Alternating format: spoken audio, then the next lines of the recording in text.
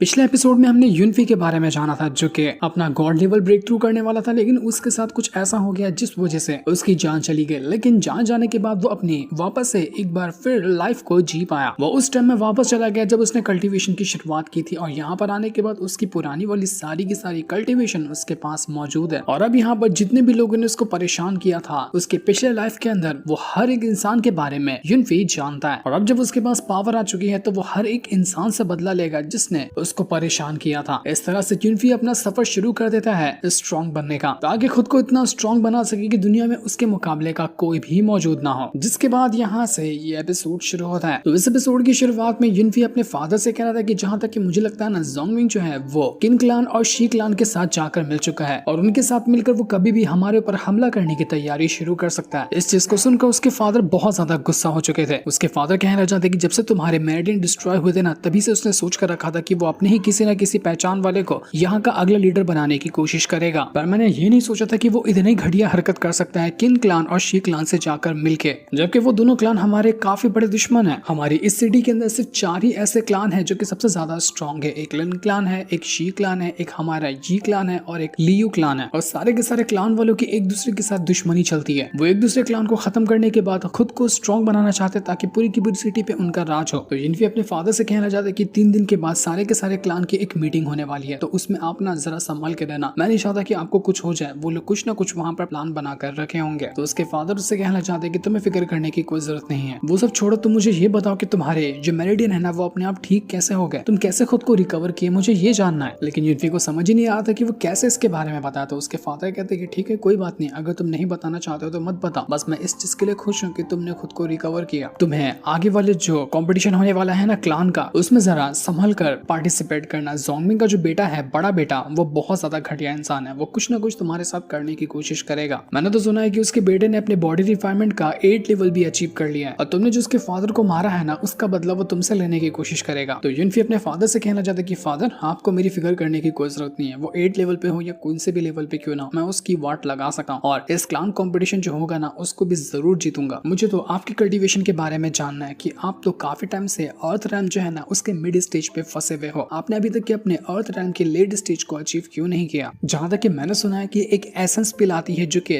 Grade 3 की होनी चाहिए। अगर ये आपको मिल जाए ना, तो उसके बाद अपना अर्थ रैम जो है उसके आप लेट स्टेज पे पहुंच जाएंगे। तो उसके फादर कहना चाहते कि हाँ, हो सकता है कि इससे मैं अपना ब्रेक थ्रू कर जाऊं, लेकिन तुम्हें पता है उसकी कीमत क्या है? 10,000 सोने के सिक्के। इतनी महंगी आती है वो एसेंस पिल, और अभी हमारे क्लान की ऐसी सिचुएशन नहीं है कि मैं 10,000 सोने के सिक्के एक मामूली सी पिल में खर्चे कर दूं। इसलिए तुम फेरी फिक्र मत करो, मैं कोई ना कोई दूसरा तरीका निकाल लूंगा। लेकिन यूनफी कहने लग जाता है कि ये तो सिर्फ एक पिल है ना, वो इतनी महंगी कैसे हो सकती है? फादर, आप मुझे ये बताइए कि हमारे इस सिटी के अंदर कोई हर्ब्स वगैरह बेचता है क्या, जिसके पास हर तरह के हर्ब्स हो, हर्ब्स बेचता हो, पिल बेचता हो? मुझे बस उसकी दुकान की लोकेशन बताइए, मैं वहां जाकर सब कुछ का बंदोबस्त करने की कोशिश करूंगा ताकि आपको वो एसेंस पिल ला कर दूं। तो उसके फादर कहते हैं कि हाँ, यहाँ पर एक है तो ऐसी दुकान, लेकिन वहाँ की जो मास्टर है ना, वो बहुत ज्यादा खड़ूस किस्म की है, बड़े गुस्से वाली है। लोग उसको ब्यूटी ब्लेड कहते हैं। उससे कुछ खरीदना लेना ना बहुत ज्यादा मुश्किल काम होता है। लेकिन यूनफी कहता है कि आपको फिक्र करने की जरूरत नहीं है, मैं कुछ ना कुछ इसका बंदोबस्त करूंगा। वो उसी सीधा ब्यूटी ब्लेड जो है उसकी दुकान के पास आकर पहुंच जाता है और अंदर आकर देखने लग जाता है कि यहाँ पर उसको कुछ हर्ब्स वगैरह मिल सकते हैं क्या, या फिर वो ब्यूटी ब्लेड से ही मिल ले। अंदर आने के बाद उसको एक लड़की मिलती है। वो उससे कहना चाहती है कि बताइए सर, आप क्या खरीदना चाहते हैं, क्या लेने के लिए आप यहाँ पर आए हैं? तो यूनफी कहता है कि मेरे पास ना कुछ पिल वगैरह बनाने की रेसिपी है, मैं उसको बेचना चाहता हूँ ताकि इसके बदले कुछ यहाँ से खरीद सकूं। तो वो लड़की उसको दूसरे काउंटर पे जाने भेजती है ताकि वहां जाने के बाद वो अपनी पिल की रेसिपी बेच सके। यूनफी दुकान के काउंटर पे आता है और उसको जो सामने एक एल्केमिस्ट बैठा हुआ था, वो अपनी पिल की रेसिपी दिखाता है। लेकिन वो एल्केमिस्ट पिल की रेसिपी देखकर कहने लग जाता है, ये कोई पिल नहीं, ये तो एक पॉइजन की तरह है। इतनी घटिया और इतनी खतरनाक पिल की रेसिपी तू मुझे कैसे बेच सकता है? तू तो वही है ना यूनफी, जो कि एक लूजर है, तेरे चर्चे तो हर तरफ है। कहां से चुरा के लाया तूने इस पिल की रेसिपी को? वो सिपाहियों से कहना चाहता है कि सिपाहियों पकड़ ले उसको, इसको यहाँ से जाने मत देना। लेकिन यूनफी उस एल्केमिस्ट से कहने लग जाता है कि क्या तुम लियो फैमिली से आते हो? लियो फैमिली से आते हो तभी तो ऐसा लग रहा है कि तुम यहाँ पर मुझे टारगेट करने की कोशिश कर रहे हो। इसलिए जो मैंने कहना चाहा तुमने वो समझा ही नहीं, और तुम यहाँ पर मुझे पकड़ने की कोशिश कर रहे हो। तो यहाँ पर वो एल्केमिस्ट कहना चाहता है कि हाँ, मैं तुझे पकड़ने की कोशिश करूंगा क्योंकि तू लूजर है। तेरा क्या मैं अचार डालूं? तुझे परेशान भी कर दिया तो तू मेरा क्या ही उखाड़ लेगा? ये सुनकर यूनफी को बड़ा गुस्सा आता है। वो एक ही घसीट के उसको थप्पड़ मार देता है कि तेरी तो तू एक यहाँ का एल्केमिस्ट है, लेकिन तुझे ये भी नहीं पता कि मैंने जो तुझे पिल की रेसिपी दी है वो कौन से पिल की रेसिपी है, कितनी ज्यादा अच्छी है या बुरी है। मुझे तो लगा था कि यहाँ पर अच्छे खासे एल्केमिस्ट होंगे, यहाँ पर हर्ब्स वगैरह अच्छे मिलते होंगे, लेकिन यहाँ के एल्केमिस्ट को तो पता ही नहीं कि पिल की रेसिपी क्या होती है। कोई मतलब मतलब ही नहीं हुआ यहाँ पर आने का। वो वहां से जाने लग जाता है, लेकिन वो अल्केमिस्ट उसको रोकते हुए कहता है कि नहीं, तुम नहीं जा सकते, तुमने ऐसा सबके सामने मुझे बेइज्जत किया, मैं तुम्हें यहाँ से ऐसे जाने दूं नहीं, ऐसा नहीं होगा। पर तब वहां पर एंट्री मारती है वही ब्यूटी ब्लेड जिसका ये दुकान है। वो यूनफी से कहने लग जाती है कि आखिर किसी के अंदर इतनी हिम्मत कैसे आ सकती है जो इस दुकान की बेइज्जती करे, कि यहाँ के अल्केमिस्ट किसी काम के नहीं, यहाँ के हर्ब्स वगैरह काम के नहीं मिलते। वो इतनी ज्यादा सुंदर होती कि लोग खाली उसको देखते ही रह गए थे जो भी यहाँ पर इस दुकान के अंदर मौजूद थे। अल्केमिस्ट उस ब्यूटी ब्लेड से कहना जाते कि देखो यही वो लड़का है जिसने मुझे बेइज्जत करने की कोशिश की और इसने हमारे दुकान को भी बुरा भला कहा। लेकिन ब्यूटी ब्लेड एक ही अटैक करके उस अल्केमिस्ट को उल्टा उठाकर वहां से दूर फेंक देती है कि आखिर तुम्हारी हिम्मत कैसी हुई जो मुझे तुम यहाँ पर सिखा रहे हो कि मुझे क्या करना चाहिए और क्या नहीं करना चाहिए। यूनफी जो था वो तुरंत अपनी पावर का यूज करते हुए जैसे ब्यूटी ब्लेड को चेक करता है, उसको पता चलता है कि ब्यूटी ब्लेड को तो अंदरूनी कहीं कहीं इंजरीज है जो बाहर से नजर नहीं आ रही, लेकिन अंदर से इसकी हालत ना काफी ज्यादा खराब है। ब्यूटी ब्लेड यूनफी से कहने लग जाती कि मैंने देखा कि इस अल्केमिस्ट ने तुम्हारे साथ क्या किया, उसकी तरफ से मैं तुमसे माफी मांगना चाहती हूँ। यूनफी जो था वो ब्यूटी ब्लेड से कहने लग जाता है कि तुम बहुत ज्यादा सुंदर हो, मैंने तुम्हारे बारे में बहुत कुछ सुनकर रखा है कि तुम अपनी अदाओं से ही किसी की भी जान ले सकती हो, और जब मैंने तुम्हें अपनी आंखों से देखा ना तो ये बात मुझे सच भी नजर आ रही है। लेकिन ब्यूटी ब्लेड वहां पर कैलकुलेशन करने के बाद यूनफी से कहने लग जाती है कि तुमने इस अल्केमिस्ट को थप्पड़ मारा, लेकिन थप्पड़ की वजह से जो गिरा और सामान टूटा है ना उसका खर्चा आया है 3221 कॉइन्स जो कि तुम्हें भरने पड़ेंगे। तो बताओ कैश दोगे या क्रेडिट रखना चाहोगे। तो यूनफी कहने लग जाता है कि मेरे पास तो कुछ पैसा ही नहीं है, मैं बिना पैसे के यहाँ पर आया हुआ हूँ। तो ये सुनकर ब्यूटी ब्लेड कहने लग जाती है कि इसका मतलब कि तुम यहाँ पर बिना पैसे के उठकर आ गए और यहाँ पर तमाशा खड़ा करने लग गए, लगता है कि तुम्हें सबक सिखाना पड़ेगा। वो अपनी पावर का यूज करते हुए यूनफी के ऊपर अटैक करने की कोशिश करती है कि बिना पैसे के किसी की भी दुकान में घुस जाते हो, शर्म नहीं आती क्या तुम्हें। लेकिन वो यूनफी के ऊपर एक भी अटैक नहीं कर पाती, उल्टा यूनफी उसके हर एक एक्यूपंक्चर पॉइंट जो होते हैं उनके ऊपर अटैक कर रहा था ताकि जितनी भी अंदरूनी चोटें लगी हैं ब्यूटी ब्लेड को उसकी वो चोटें ठीक हो जाए। लेकिन ये करने की वजह से उसको अलग अलग जगह पर छूना पड़ता है ब्यूटी ब्लेड को। तो ब्यूटी ब्लेड कहती है कि बदमाश कहीं के, तुम मुझे कहाँ छूने की कोशिश कर रहे हो। जिसके बाद देखते ही देखते वहां पर एक एडर भी आकर पहुंच जाता है। उसको लग रहा था कि यूनफी ने यहाँ गलत तरह से ब्यूटी ब्लेड को छूने की कोशिश की है, तो वो यूनफी को मारने के लिए आया हुआ था। पर ब्यूटी ब्लेड खुद यहाँ पर उसको रोक कर कहती है कि नहीं रुक जाओ, जहाँ जहाँ पे यूनफी ने छुआ है ना वहाँ मुझे अंदर से चोट लगी थी और मेरा ब्लड फ्लो वहां से बराबर चल नहीं रहा था, लेकिन यूनफी के छूने के बाद मेरी अंदर की जो चोटें हैं वो सब ठीक हो चुकी है, मैं बहुत अच्छा महसूस कर पा रही हूँ। ऐसा लगा कि यूनफी ने मुझे छूने की कोशिश नहीं की बल्कि मेरा इलाज किया। तो यूनफी कहता है कि मैं यहाँ पर आपको खाली ठीक ही नहीं कर सकता बल्कि आपका ब्रेक थ्रू भी करवा सकता हूँ अगर आप चाहें तो। ये सुनकर ब्यूटी ब्लेड कहती कि अच्छा ऐसी बात है, ये तो बहुत बढ़िया है, आओ जरा कमरे के अंदर चलते हैं, वहां तुम मेरा इलाज करना। दूसरी तरफ किंगलू जो थी वो जब आगे बढ़ रही थी तो उसको वहां पर कुछ बंदे नजर आते हैं जो अपना आपस में बातें कर रहे थे। वो कह रहे होते कि बस बहुत हो गया, अब यहाँ पर यूनफी और उसका फादर जो है ना वो ज्यादा टाइम तक जिंदा नहीं रहेंगे, मैंने तुम्हें बताया ना कि तुम्हें क्या करना है उसी हिसाब से काम करना, वो दोनों मरने वाले हैं। दूसरी तरफ वो ब्यूटी ब्लेड जो थी वो यूनफी से कहना चाहती कि चलो अब बताओ कि तुम मुझे कैसे यहाँ पर ठीक कर सकते हो, कैसे मेरा ब्रेक थ्रू करवा सकते हो, और अगर तुम मुझे ठीक कर सकते हो तो इसके बदले तुम्हें क्या चाहिए। तो यूनफी कहता है कि मैं बाद में बताऊंगा कि मुझे क्या चाहिए, लेकिन आप पहले इस पिल की रेसिपी को देखिए, यही वो पिल है जो आपकी सारी की सारी बीमारी का इलाज कर देगी और आपको ब्रेक थ्रू करने में भी हेल्प करेगी। एल्डर जो था उस पिल की रेसिपी को देखकर पागल हो जाता है कि ये तो बहुत कमाल की पिल की रेसिपी है, ऐसी रेसिपी तो इस दुनिया की किसी भी एल्केमिस्ट के पास नहीं होगी, आखिर तुम्हारे पास ये कैसे आई। इस पिल का नाम था पियरलेस पिल और वो बाहर बैठा हुआ एल्केमिस्ट जो था वो इस पिल को समझ ही नहीं पाया कि ये कितनी ज्यादा कमाल की है। तो ब्यूटी ब्लेड यूनफी से कहती है कि बताओ तुम्हें क्या चाहिए, किसके बदले तुम मुझे ये देने को तैयार हो गए। तो ये सुनकर यूनफी कहता है कि ज्यादा हार्ड शर्त मेरी नहीं है, आपको ना बस हर्ब्स वगैरह कलेक्ट करने होंगे और जो मैंने पिल की रेसिपी दी है इसको बहुत सारी तादाद में बनाना होगा, जितना बनेगा उसका प्रॉफिट आधा आधा हम बांट लेंगे। तो ये सुनकर वो ब्यूटी ब्लेड कहती है कि ठीक है, तुम्हें जब भी यहाँ पर आना हो ना हमारी दुकान पे आ जाना और जितना तुम्हारा प्रॉफिट का शेयर होगा तुम ले जा सकते हो, कुछ हर्ब्स चाहिए रहेगा वो ले जा सकते हो, कुछ पिल चाहिए रहेगी वो भी ले जा सकते हो, आज से ये दुकान तुम्हारी हुई, अपना ही समझो इसको। वो यहाँ पर यूनफी को एक अंगूठी भी देती है जिसके अंदर बहुत सारी पिल और अलग अलग तरह के हर्ब्स वगैरह मौजूद हैं जो कि यूनफी के आके काम आ सकते हैं। तो इसके बाद यूनफी जो था वो वहां से चला जाता है। जैसे वो बाहर आता है उसको किंगलू दिखाई देती है जो उससे टकरा जाती है। वो यूनफी को देखकर उससे कहने लग जाती है कि यूनफी तुम्हें पता है मैंने कुछ लोगों को बातें करते हुए सुना, वो लोग कह रहे थे कि वो तुम्हें और तुम्हारे फादर को मारने की प्लानिंग कर रहे हैं, तुम्हें थोड़ा सावधान रहना चाहिए वरना तुम्हें कुछ हो सकता है। तो यूनफी कहता है कि फिक्र करने की कोई जरूरत नहीं है, मुझे पता चल चुका है कि वो लोग कौन हो सकते हैं और वो लोग क्यों मेरी जान लेने की कोशिश करेंगे, लेकिन मैंने तैयारी कर दी है, कोई मेरा बाल तक बाका नहीं कर सकता। यूनफी तो अंदर ही अंदर से बिल्कुल खुशी से नाच रहा था कि किंगलू मेरी कितना ख्याल रखती है, मेरा कितना फिक्र करती है ये। तभी ये बात मुझे बताने के लिए भागी भागी मेरे पास आई, पर तभी वहाँ पर एक बूढ़ी आंटी आ जाती है जो कि युनफी के ऊपर अटैक करने की कोशिश करती है, क्योंकि उनको लगता है कि युनफी किंगलू के साथ कुछ गलत हरकत करने की कोशिश कर रहा है। ये बूढ़ी आंटी किंगलू के साथ ही रहती है, लेकिन किंगलू उनको समझाती कि नहीं नहीं, युनफी ऐसा कुछ नहीं करा था, तो आप इसको कुछ मत कीजिए। दूसरी तरफ यूई जो थी वो अच्छा खाना बना रही होती है युनफी के लिए, ताकि वो यहाँ पर आकर वो खाना खा सके। लेकिन तभी हम देखते हैं कि पीछे से किसी को यूई के यहाँ पर होने का एहसास हो चुका है। वो तुरंत यूई के पास आया और उसका अपहरण कर लिया है। लेकिन ये कौन था, यूई को कहाँ लेकर गया, ये तो अभी हमें नहीं दिखाया जाता।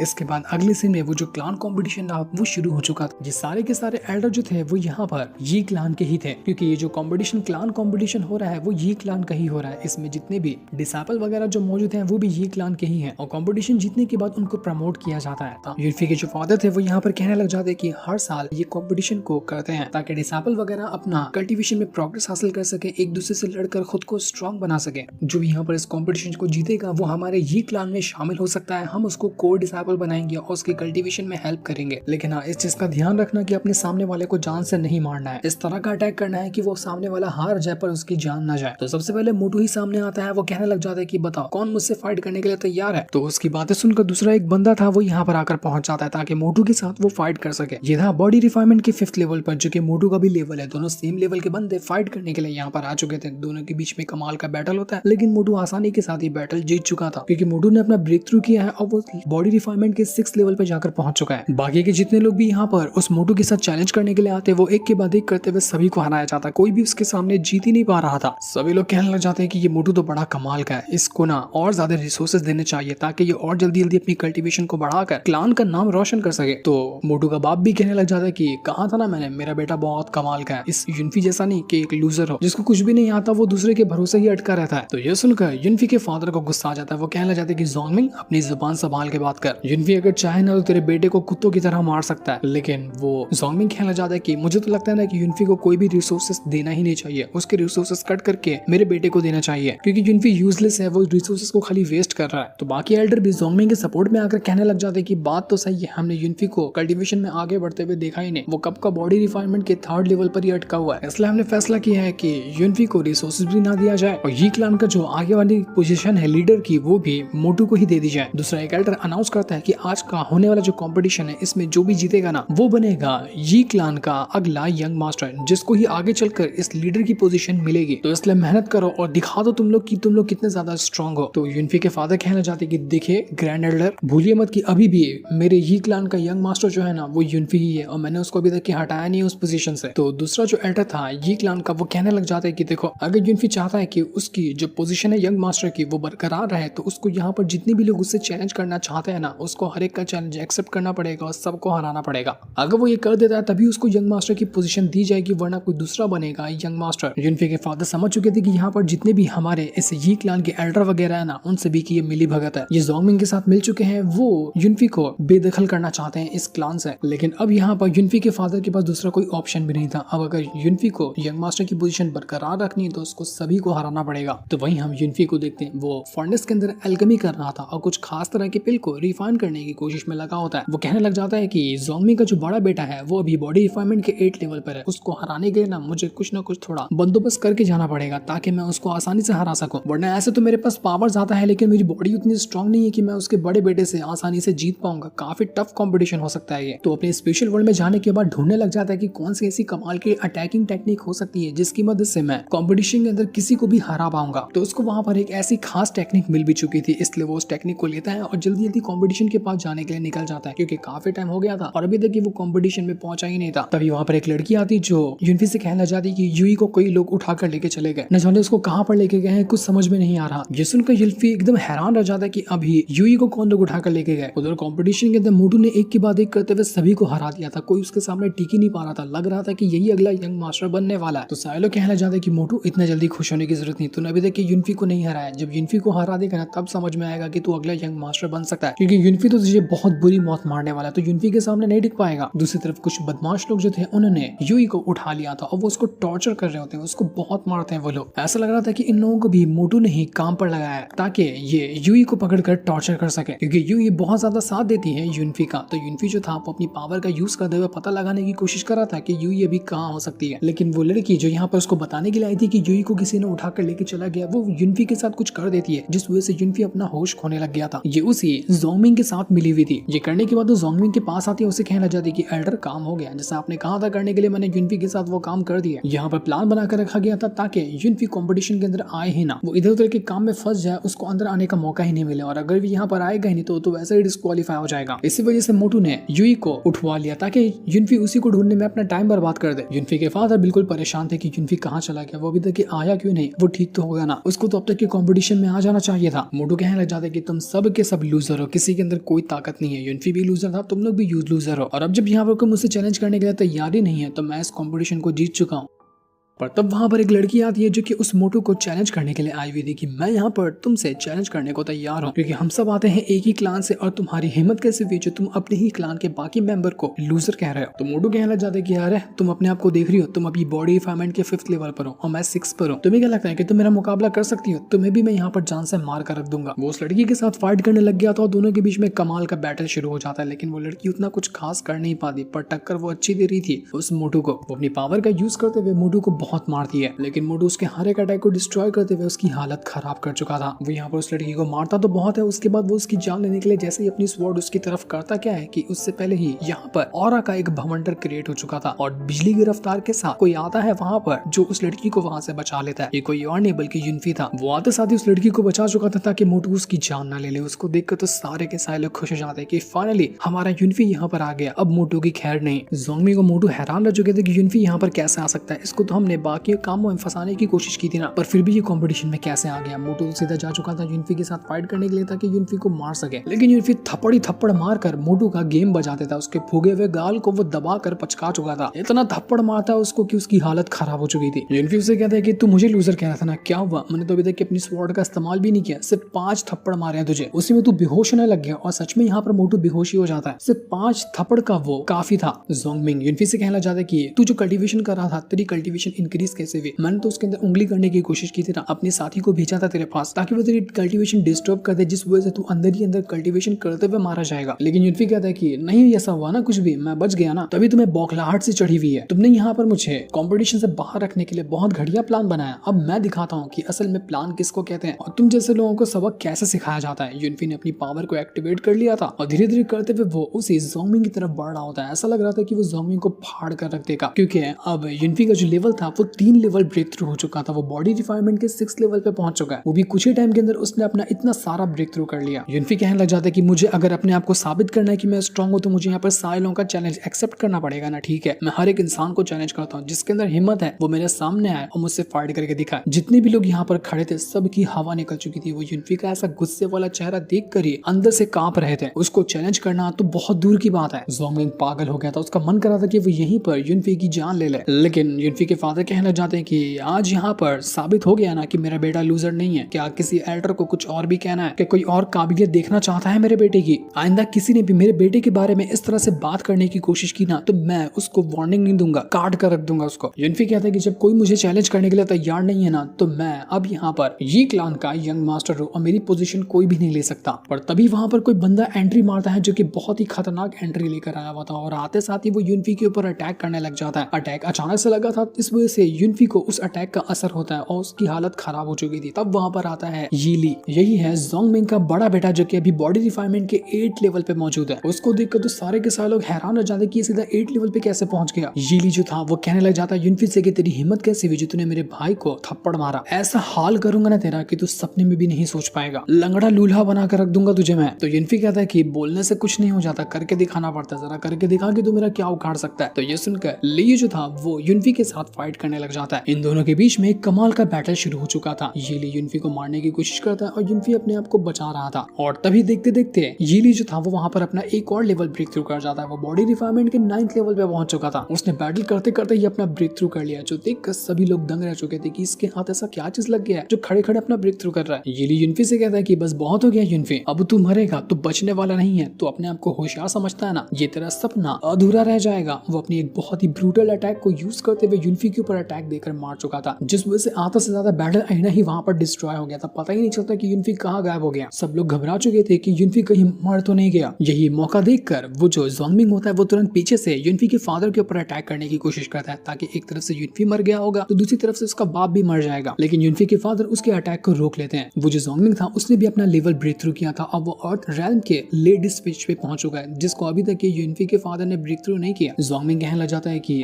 तुम ना बिल्कुल लूजर हो, ना तुम्हारी कल्टीवेशन बढ़ती है ना तुम्हारे बेटे की बढ़ती है, तुम दोनों किसी काम के नहीं हो। अब बड़े आए ये क्लान को चलाने वाले, आज से मैं और मेरा बेटा इसको चलाएंगे। तो ये देख बाकी के ज़ोंगमिंग के जो चमचे एल्डर थे वो लोग कहने लग जाते कि बात तो बिल्कुल ज़ोंगमिंग सही कह रहा है, वही हकदार है यहाँ का लीडर बनने के। युनफी के फादर को अपनी पोजीशन से हट जाना चाहिए, क्योंकि ना वो किसी काम का है ना उसका बेटा किसी काम का है। और आज सबके सामने ये चीज साबित भी हो गई। लेकिन युनफी के साथ वाले जो एल्डर थे, क्योंकि इस ये क्लान के अंदर कुछ एल्डर अच्छे हैं और कुछ एल्डर उस ज़ोंगमिंग के साथ हैं, तो अच्छे वाले एल्डर बुरे वाले एल्डर के खिलाफ हो चुके थे कि नहीं ये गलत बात है, तुम लोग डिसाइड नहीं कर सकते कि कौन यहाँ का अगला लीडर बनेगा, क्योंकि पहले से ही युनफी के फादर लीडर है, उनके बाद ही कोई लीडर जो बनता है ना वो डिसाइड किया जा सकता है। अभी उनकी रिटायरमेंट का टाइम नहीं आया।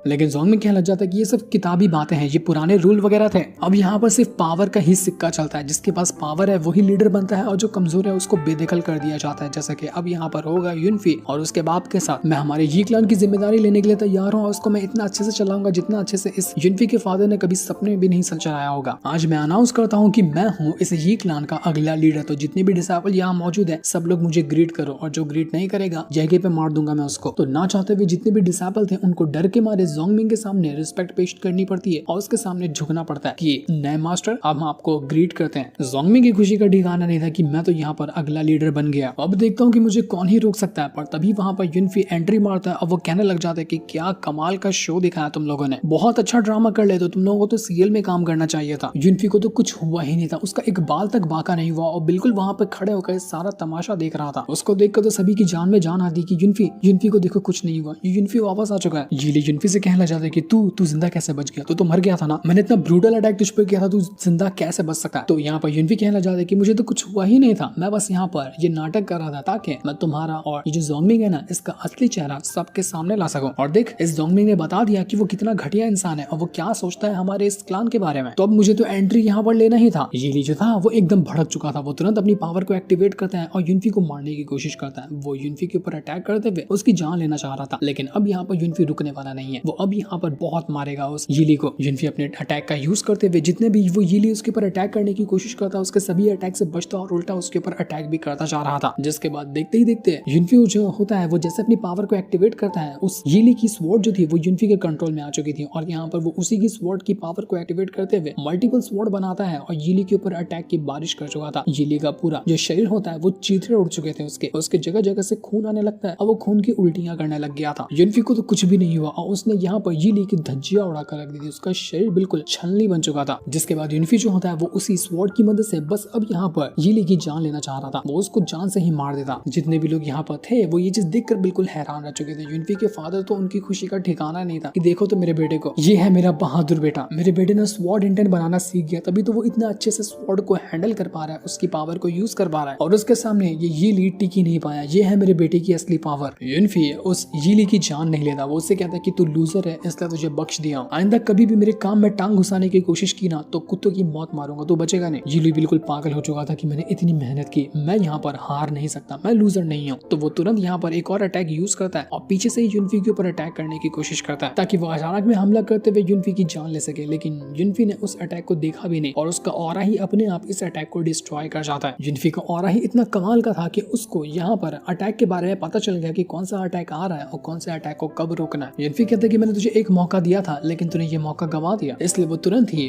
वो जो टेक्निक अभी उसने यूज किया था अपने स्पेशल वर्ल्ड के अंदर से लेकर आया था उसका इस्तेमाल करते हुए यीली की जान ले लेता। सबके सामने उसने यीली को जान से मार डाला। यीली मर चुका था। जिसके बाद युनफी ज़ोंगमिंग के पास आता है, उससे कहने लग जाता है कि अब तेरी बारी है। तूने जो यहाँ पर यूई के साथ टॉर्चर किया है ना, उसको बंदी बनाकर रखा है ना, उसका हिसाब किताब तुझसे लेना है। आज तुझे मार कर मैं ये चीज दुनिया को दिखा दूंगा कि किसी ने भी मेरे अपनों को आंख उठाकर भी देखने की कोशिश की ना, उसका अस्तित्व में मिटा देता हूँ। यूई ने मेरा साथ दिया और तुमने उसको टॉर्चर करने की कोशिश की, जो चीज बर्दाश्त के बाहर थी। युनफी अपनी पावर को एक्टिवेट कर चुका था और जैसे वो अपनी पावर को एक्टिवेट करता है उसके बाद वो ज़ोंगमिंग की जान लेने वाला था। पर वो क्या ज़ोंगमिंग की जान ले लेगा, सबके सामने वो उसको मारे डालेगा, ये अभी हमें नहीं बताया जाता। ये हमें पता चलेगा नेक्स्ट एपिसोड के अंदर, जिस दिन को दिखाते साथ ही ये वाला एपिसोड यहीं पर एंड हो जाता है। Thanks for watching.